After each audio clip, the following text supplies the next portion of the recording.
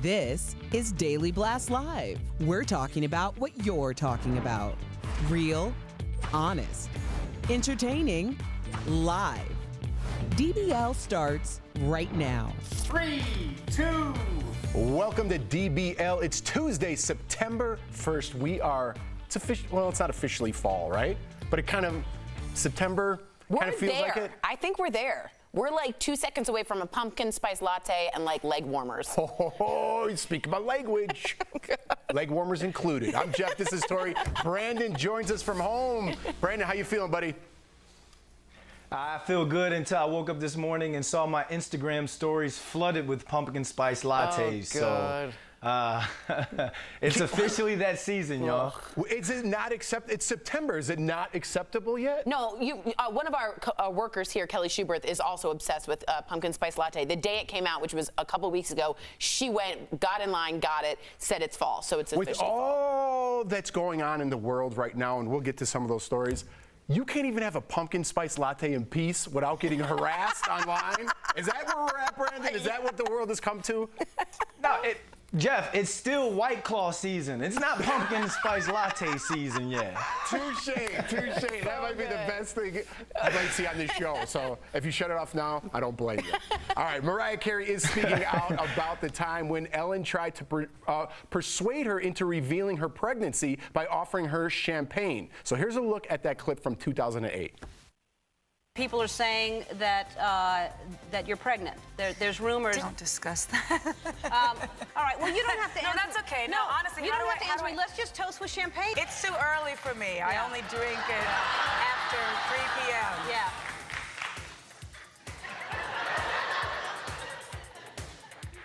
You're pregnant. You're pregnant.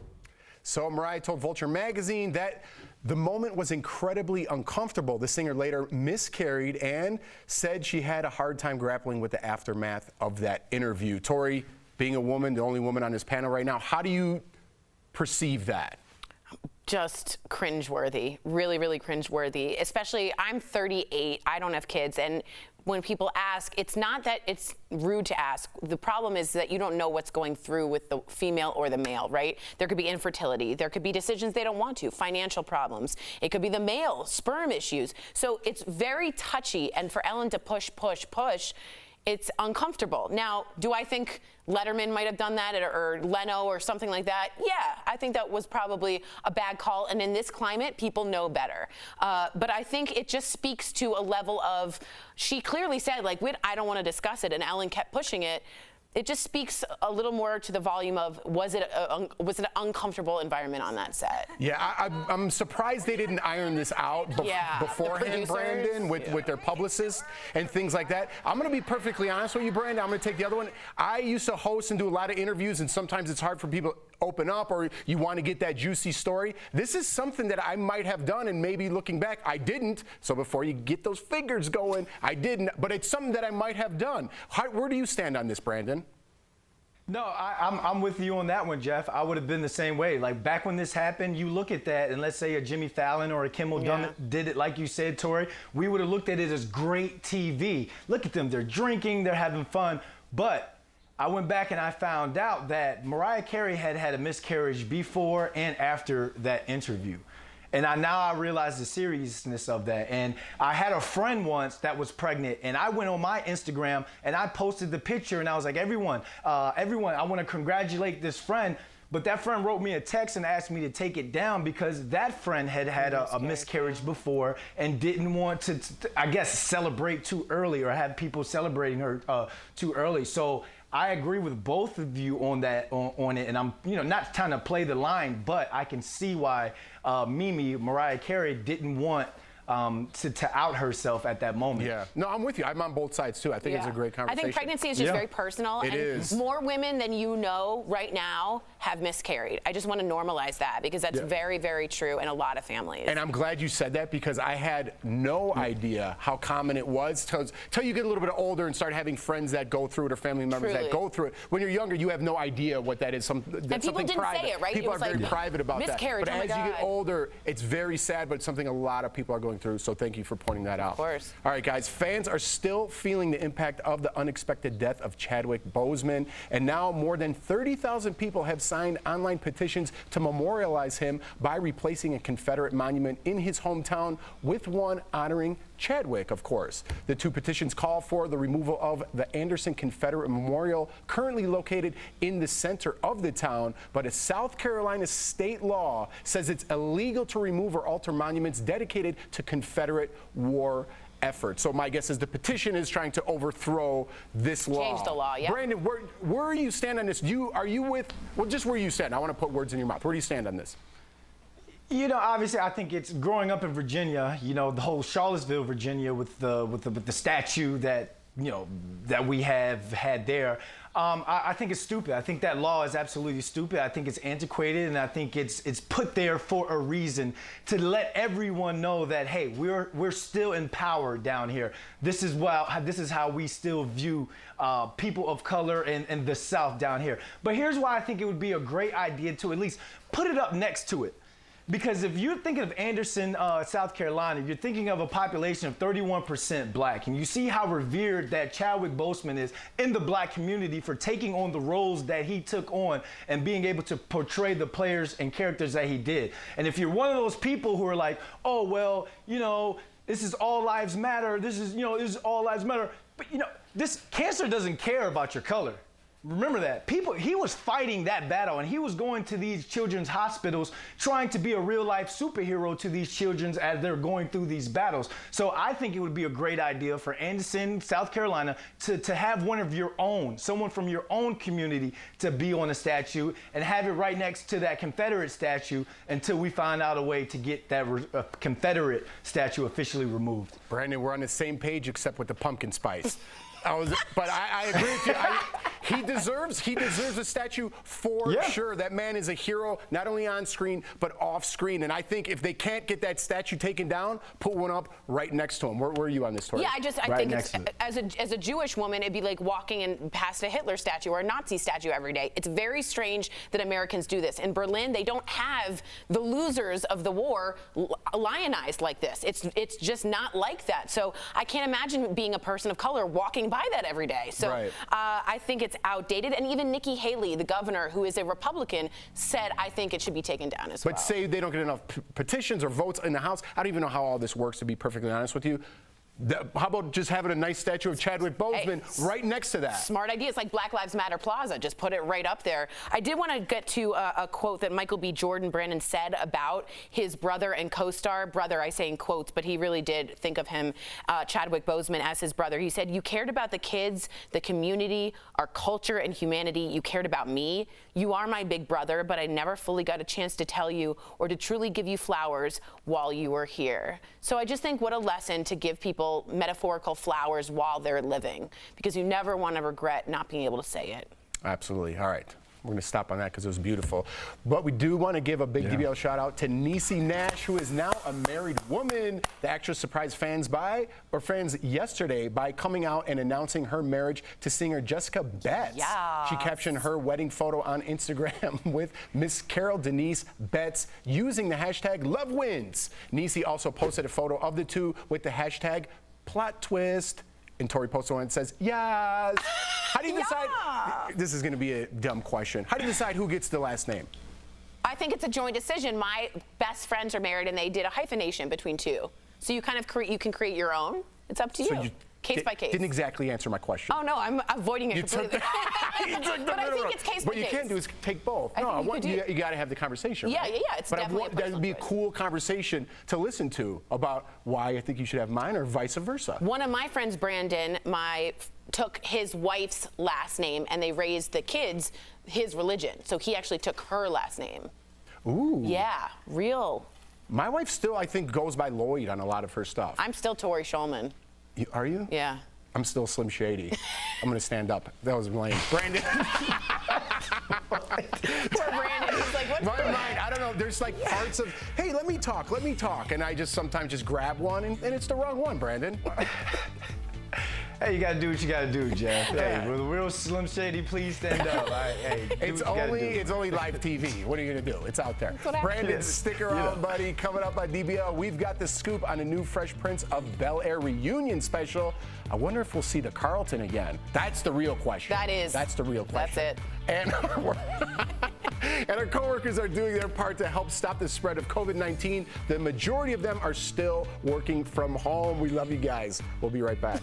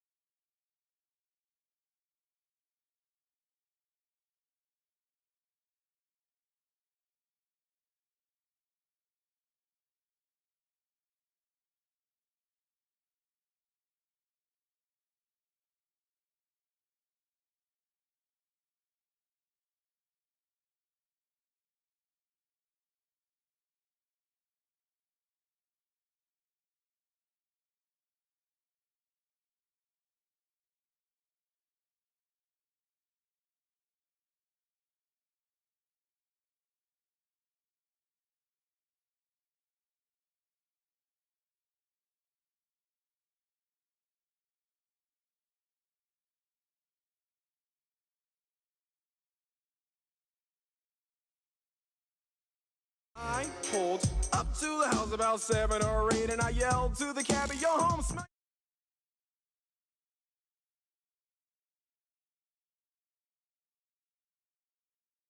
Some Fresh Prince of Bel-Air to make you feel nostalgic today. And can you believe the sitcom first aired 30 years ago? Lord have mercy. Ralph Macchio's 59, by the way.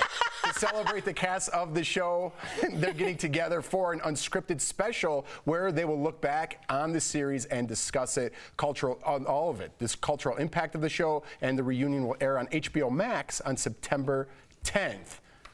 Obviously, I forget, what's Uncle Phil's real name? Could you guys look that up for me? He won't be there, obviously. Yeah, he passed away. But yeah, he passed away. But I watched this show growing up, every single episode. So I think the cultural impact is huge, and I'm glad they're talking about that. And all of them have stayed relevant, right? All of them have stayed on Twitter, as many of them as activists, Will Smith certainly. But you see, I think it'll be like a genuinely interesting conversation instead of just like, look at us, we're so good. Do you know what I mean? But there was two Aunt Vivs. You think they'll both show up? That's what I'm wondering. The big question is, which Aunt Viv? Yeah, Brandon, you got to be a fan, right? Are you a fan of Fresh Prince of Bel-Air? Oh man, this is absolutely. Like, I shaped my entire personality as a kid through Will Smith, through the Fresh Prince. Like my Skype name is still to this day Fresh Prince BL. Oh, why did I give that out just now? Hey, y'all leave me alone. Don't hit me up on Skype, please. Totally don't go and bother me. Oh man, Fresh Prince. But look, BL. but But what's even cooler, remember that viral video that went out when that guy showed that like darker version of the Fresh Prince? You remember that viral video that went out? Well, Will Smith's production company, they're shopping that around. They're trying to make that into some sort of dramatic series, and they're calling that Bel-Air. So I hope that some streaming service, they're able to connect with them and we get that type of content, because just think of a dark series about the Fresh Prince. That would be awesome, right? You know what's interesting to me too is like Cosby Show, Fresh Prince of Bel-Air, Will and Grace. Certain shows did things for people like marginalized communities, like the gay community or the black community. And I think this was one of those shows that really showed rich black people, and a lot of people had never sort of seen that on television. The Cosby Show sort of originated the doctor, the black doctor, the lawyer wife. And I think that that is something people forget about the Fresh Prince, that it really did sort of Cosby Show a pop culture moment for us. Maybe, listen, I know exactly what you're saying. It's a great point, but maybe that's why I feel the way I do today. You know what I mean? I'm very comfortable with other cultures and communities, well, and maybe it's just subliminal into what you're watching growing up as a kid. That's why I think it's very important for these cartoons, for very young kids, to show every side of every human being. Right. So maybe it just gets in your brain, and then you don't care about it so much, right? Right, like a black doctor baby, or like, you know, you always saw a white baby doll. You never saw a black baby doll, and now you see representation. That stuff matters. I think it's very important. Yeah. You want to put a button on this, Brandon? No, I think you guys just said it great. You know, representation matters, and then if they're going to film this, or they're going to start filming this sometime this month, then I see them tackling some sort of social injustices that's going on in today's world as well. All right, buddy. Appreciate it. Coming up on DBL, meet two teachers with a knack for rap. What inspired them to make this music video that's gone viral during this chaotic back-to-school season. Holla.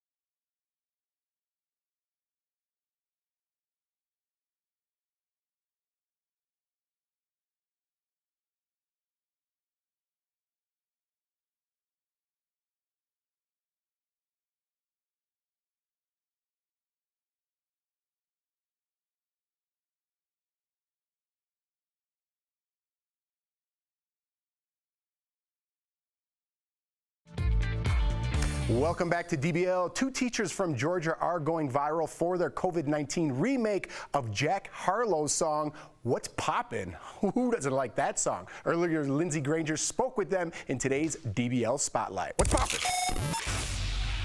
Gonna log in every day, every morning I'm watching.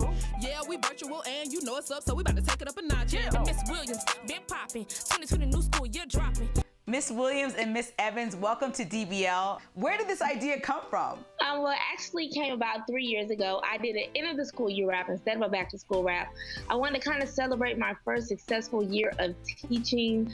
So I grabbed some students, my cheerleaders, and did an end of the school year rap. And then that following year, Mrs. Evans joined me at Monroe. And I was so excited because we were already friends prior. And I asked her for her to join me on a back to school rap, and she said yes. And since then, we have been doing them. So I love What's Poppin', the real song. I love Yours Better. And I love that you guys had the kids dancing behind you. I can only wish that I had teachers like you guys growing up. Thank you. It helps because we're the cheerleading coaches as well. So it helps to already have a bond with not only our cheerleaders, but the students as well, because they love to be a part of that. They love to say, oh, we got a chance to be in the video with our coaches. So it was just a great. Now let's talk about your state for a minute. Georgia is growing in cases, new cases of coronavirus. So what kind of stories are you hearing from people that are heading back to school in your community? Some of our students, they would say, Miss Evans, I'm not going to be able to turn in my assignment because, my dad died from COVID, or Ms. Williams, I'm not going to be able to do my assignment because I have COVID. So it really impacted our city. We wanted to be able to uplift them and just show them how important it is to overcome adversity. No matter what you're going through, you can still be the greatest you can be and still make it out on top. Now, your school is a couple of weeks into remote learning. So I have to ask you, if the district mandated you guys to go back, would you feel safe going back to the classroom? We are in our classrooms right now while the students are at home. And it's still kind of scary because I have students, no, they're not in the classroom, they're at home, but I still have students who have literally today gotten their test results back that they are positive for COVID. So it is very scary, the fact that we don't know when this is going to end, or is it ever going to end. So many parents are stressed out trying to decide still if they want to send their kids back to school. So as teachers, what advice would you have for those parents? So I would suggest that the parents lean on teachers as well as leaders, administrators, and just know that they have someone that they can depend on. Well, I want to thank you ladies so much for joining us. Thank you for all you do for today's youth. I really appreciate it. Thank you for having us. All right, we'll be right back.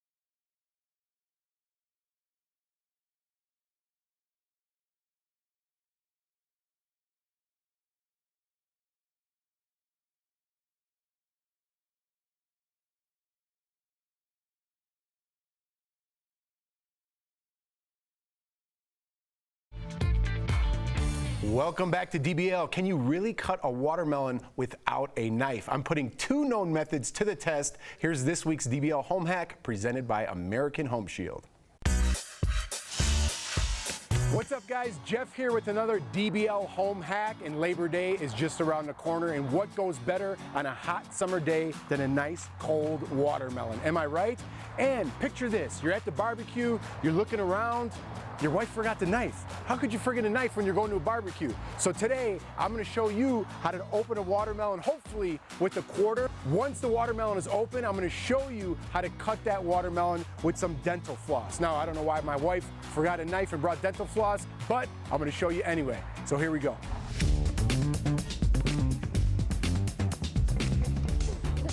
I mean, you could always smash it on the floor too. All right, guys, so once you get all the way around, as you can see, there's my quarter. It took me longer than I thought, actually, but you should be able to